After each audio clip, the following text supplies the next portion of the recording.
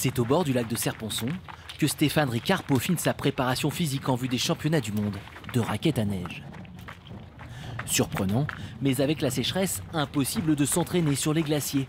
Le gars pensé a donc dû faire preuve d'imagination. J'ai dû adapter mon entraînement. Pour ça, j'ai utilisé beaucoup les poids que j'ai mis aux chevilles et je me suis entraîné à faire de la puissance musculaire en bosse avec des poids et bâtons.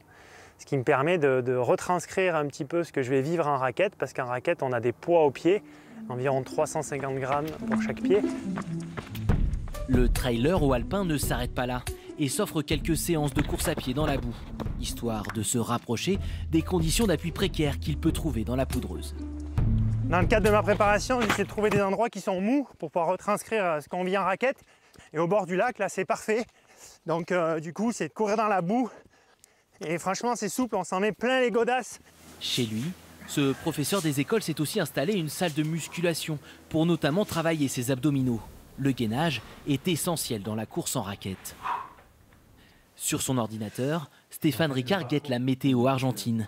Pour la première fois de leur histoire, les mondiaux de raquette auront lieu en Patagonie début septembre. La transition entre la canicule française et l'hiver austral sud-américain s'annonce compliquée. On ne peut pas vraiment s'habituer à ça, à part peut-être dormir dans un frigo ou un congélateur. Mais j'ai pas trouvé la solution. Alors la seule qui a été possible de faire, c'était d'aller en altitude, en montagne, pour retrouver des températures un peu plus clémentes. Triple champion du monde de la discipline, Stéphane Ricard espère rencontrer des conditions difficiles en Patagonie pour vivre à nouveau les émotions de son dernier titre en 2018.